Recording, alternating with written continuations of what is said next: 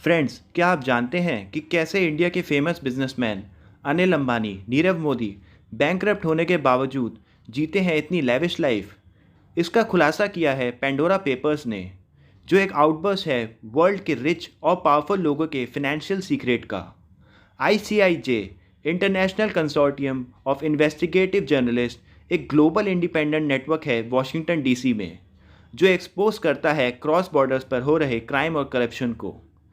14 different offshore service firm से मिले 3 terabyte के डेटा को ICIJ ने रिवील किया, जिसमें 11.9 मिलियन डॉक्यूमेंट्स हैं। 29,000 से ज़्यादा ऑफशोर कंपनीज का डेटा मिला है in the form of document, images, email, spreadsheet, audio and videos.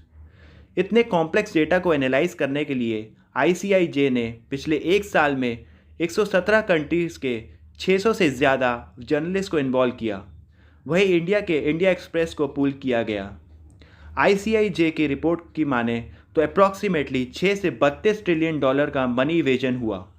ये वही मनी है जो किसी भी कंट्री की डेवलपमेंट के लिए यूज़ किया जाता है।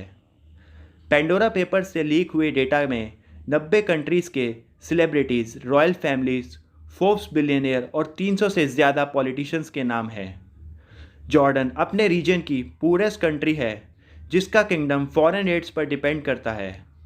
As per report, king of Jordan Abdullah II इस लिस्ट के टॉप ऑफेंडर्स में से एक हैं।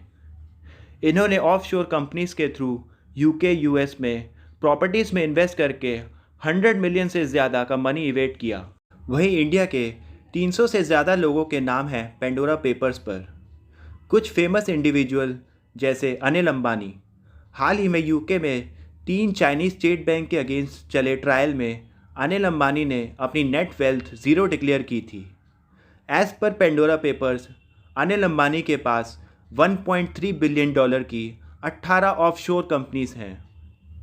वहीं बात करें डायमंड बिजनेसमैन नीरव मोदी की, जिनकी सिस्टर के नाम पर ब्रिटिश वर्जिन आइलैंड में 2 बिलियन डॉलर की फर्म रजिस्टर है। पेंडोरा पेपर की इन्वेस्टिगेशन अभी भी अंडर प्रोसेस है। बचे हुए नाम आपको डिस्क्रिप्शन में लिंक में मिल जाएंगे। तो आखिर किस तरह ये बिलियनियर्स मनी को इवेट करते हैं? इसका सीक्रेट है ऑफशोर कंट्रीज़ में इस्टेब्लिश्ड शेल कंपनीज। आइए समझते हैं शेल कंपनीज के बेनिफिट्स और इनके ऑपरेशंस। शेल कंपनीज एग्जिस्ट करती हैं ऑन पेपर्स पर, जिनका कोई ऑफिस या एम्प्लॉय नहीं होता। इन कंपनीज के पेड डायरेक्टर होते हैं, जिनके एड्रेस पर कंपनी रजिस्टर्ड होती है। इन कंपनीज का बेसिक पर्पस एनोनिमिटी को अचीव करना होता है। इनकी power of attorney beneficiary owner के पास होती है। ऐसी कंपनीज को ऑफशोर कंट्रीज़ में इस्टेब्लिश करने का प्रोसेस काफ़ी सिंप्लीफाइड होता है, जहां बेनिफिशियरी ओनर की डिटेल्स को काफ़ी कॉन्फिडेंशियल रखा जाता है। इन कंट्रीज़ में कॉरपोरेट टैक्स भी काफ़ी कम होता है। फॉर एग्ज़ाम्पल, फ्लिपकार्ट का मेन ऑफिस सिंगापुर में इनकॉर्पोरेटेड है टैक्स को सेव करने के लिए।